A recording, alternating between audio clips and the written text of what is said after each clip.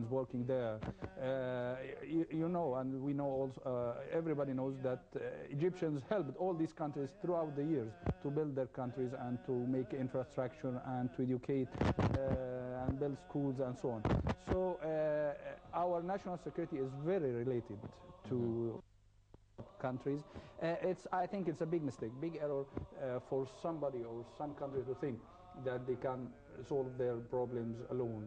We have seen the spread of violence from Syria to Iraq, Lebanon, Turkey. We are seeing in a very vicious circle, and we need all hands to be together in fighting intolerance, in fighting backwardness in everything, in every way. We need to help each other in education, in manufacturing products, maritime navigation, whatever. Suez Canal is very important artery for the petroleum of the Gulf, so, Kuwait, Iraq, Saudi Arabia. So their prosperity depends of the stability in Egypt and vice versa. Yes. So we don't have the luxury to ignore the necessities of each other. We don't have the luxury to ignore our national security, each one national security. So we need a lot of work to be done. I believe even Kuwait has the similarity a little bit with Egypt. They have a strong Muslim Brotherhood movement there. So they are also tackling the situation there. So we can exchange experience, exchange information, intelligence. We can help military training and so on. The incident of yesterday, it was not far from Kuwait. The Saudi-Iraqi border is not far. It's common area with Kuwait as well. So I think the national security is a very high issue in these talks between the two, the president and the emir of Kuwait. I believe we should, but we have to put a mechanism together inside the Arab League or inside the Gulf state. We have to put it in a mechanism. We cannot go on individually. Treating all these problems, all these countries individually. We need a mechanism, a whole mechanism for Arab countries to maintain the national security, to maintain flow of information, flow of movement of manpower and products. We need a lot.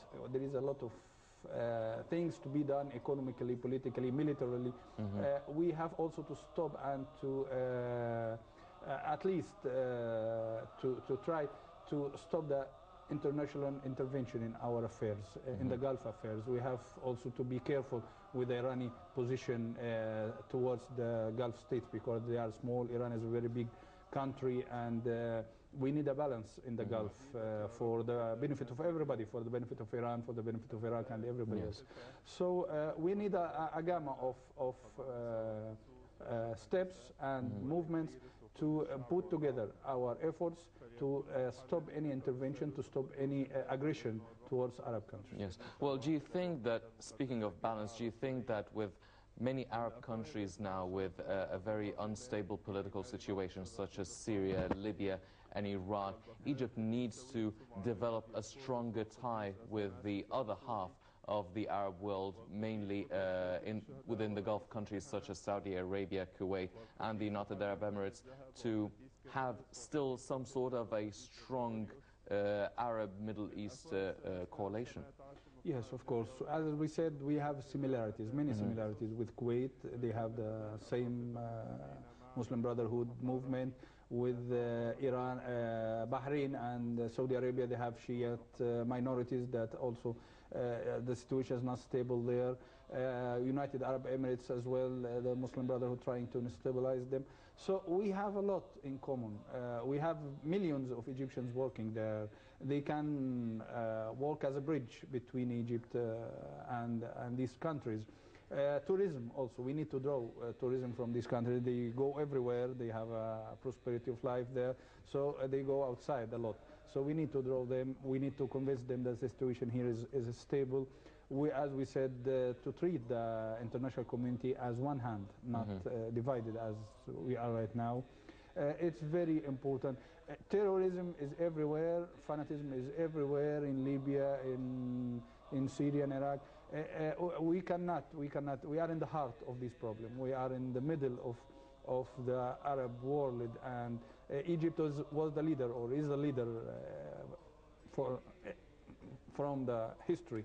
Yes. So we cannot change this, and many things will not let us change these things.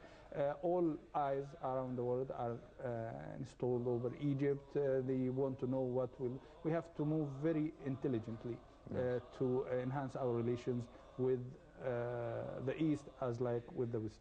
Yes. Dr. Nusseir, the Kuwaiti foreign minister stated that they will be supporting Egypt during the upcoming economic conference that will be held in March in Sharm el-Sheikh. Now, with Kuwait supporting Egypt and also other countries that the president visited before, such as Russia and China, major economic powers, how important is this international support economically to Egypt for the upcoming economic conference in March? Well, obviously it's very important when you have more than one party. In fact, you have many parties now are putting their eggs in this, so to speak. So it's very important. In short, it's very important. Again, I come back to the point. It is very important as one of the attributes for success. The other attributes is by our I mean in Egypt. Yes. What are we going to be doing soon enough and steady enough, and in every aspect of the word, whereabout how can we amalgamate, how can we get all this together so that we can prove to be the country which can make the recipe work such that we come back to where we're supposed to be. Dr. Nusseir, you keep pointing out to how important it is to actually capture these chances and do everything internally and domestically here in Egypt. Do you feel that the government is really highlighting the activity in terms of the foreign relations, the relations with the international community, more than they are taking care of the domestic and internal affairs, or do you think that they are both moving simultaneously parallel? Well, what they have in mind, I don't know, but the thing is that some Egyptians are quite interested in getting this movement starting on the right track. By the right track, I mean nations had developed, the developed nations had been developing by means of having the R&D, research and development, as the bread and butter to really move ahead. Regardless of the fact that some countries decided to have it in the arms, in the space, in what have you, what not. Our position now is to get the R&D working for the fact that we are to develop some economic base. By economic base, I mean some industries that are related to the latest technologies and theories that are upon which technologies are being based today. Because within the coming 2 to 3 years at the most, things are going to change. The shape of Earth is going to change, and that's where we are preparing here internally, and we have the full support of the government right now. Yes. So that's why you're asking a question. My answer is that we are doing our best, and the government is helping us to do whatever is needed to really come up with the formula whereabout we can make the best out of the situation. Yes. Mr. Nigm, now, Kuwait is not the last stop in the presidency's travel. Now, the next stop will be Ethiopia, going to Ethiopia later this month on the 24th of January. Now, the situation and the relationship with Ethiopia has been quite a roller coaster ride with a lot of ups and downs, and the latest dilemma was with the Renaissance Dam being constructed there that would affect the Nile waters and the negotiations going back and forth. Now, do you expect that the visit to Ethiopia by the president and the presidency, do you feel that this can put an end to this whole dilemma and conflict regarding the Renaissance Dam and the Nile waters? Well, of course, it's a very important visit. This activity is very, very interesting because we are seeing after a very long time of doing nothing and very slow and very small things be done, now we are seeing a very vital activity. Yes, this visit for Ethiopia is very important, of course. We have many, many sensitive issues with Ethiopia to tackle. I believe it would be very, very positive and constructive visit.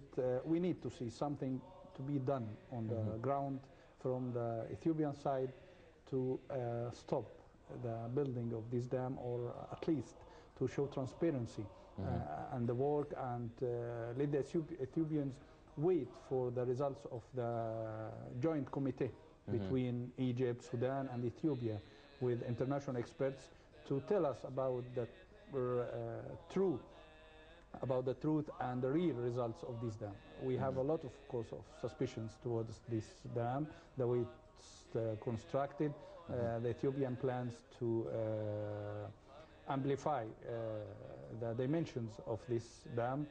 So we need to see results. I believe this visit would help. I don't think it would be the end or it will resolve everything, because it's a long way to be done.